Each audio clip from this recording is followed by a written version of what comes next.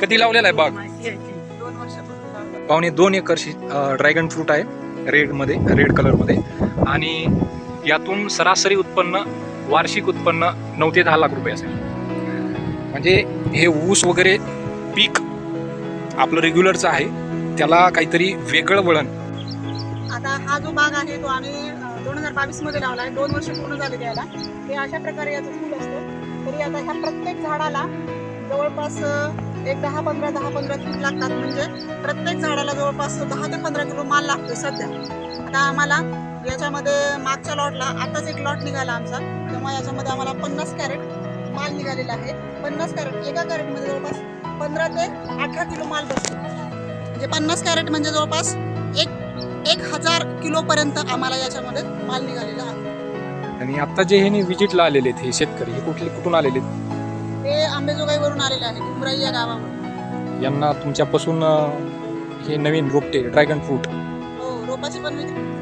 त्याचे एक रोप आहे ते जवळपास 40 ते 50 रुपयाला जाते. आणि आमची ही जी शेती आहे ती पूर्ण सेंद्रिय शेती आहे. हे पूर्ण जे आमचे फ्रूट आहेत ते सगळे ऑर्गॅनिक आहेत. आणि आतापर्यंत आम्ही याच्यावर कसलीच रासायनिक फवारणी केलेली नाहीये आणि भविष्यात पण आम्ही याच्यावर रासायनिक फवारणी करणार नाहीये. या फ्रूटचे भरपूर म्हणजे फायदे आहेत. फायदे काय की हे खाल्ल्यामुळे हृदयविकार वगैरे होत असेल तर ते कमी होतो. त्याच्यानंतर कॅन्सर सारख्या पेशंटला दिल्यानंतर त्याचा फायदा आहे. परत नंतर त्वचा रोग वगैरे, पोट साफ होतं. त्याच्यानंतर तुमची केस गळती असेल तर ती केस गळती कमी होते. डेंग्यू वगैरे, टायफॉइड अशा ह्या आजारावर हे खूप उपयुक्त फळ आहे.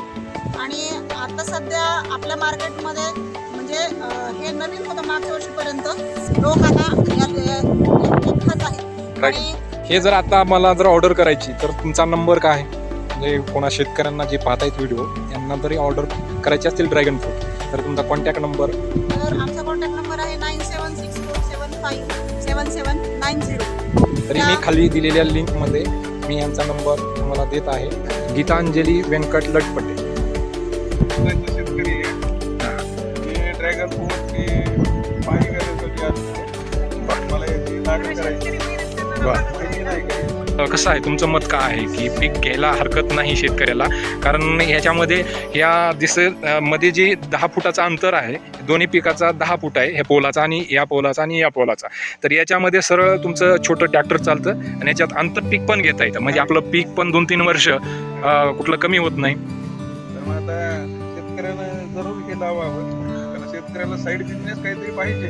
बरोबर. सोयाबीन, कपाशी याच्यावरती अवलंबून राहून चालत नाही. कारण याचे वर्षातून सोयाबीन आणि हरभरा तर ही पीक आपण घेऊन वर्षातून 2 वेळेस आपण आपल्या घरामध्ये 4 पैसे आणतोय. पण ह्याच्या व्यतिरिक्त हे पीक घेऊन वर्षातून 2 वेळेस याचे पीक आणि 2 वेळेस त्याचे पीक, म्हणजे वर्षातून 4 वेळेस आपल्याकडं काहीतरी उत्पन्न येणार आणि आपलं कुठली अडचण येणार नाही. कारण आजकाल मी बघतो मी शेतकऱ्यांना काही पैशानिमित्त आपल्या लेकरांचे शिक्षण असतील, बाकीच्या काही अडचणी असतील, ह्याला भरपूर मात करावं लागतं पैशामुळे. बरोबर आहे की नाही?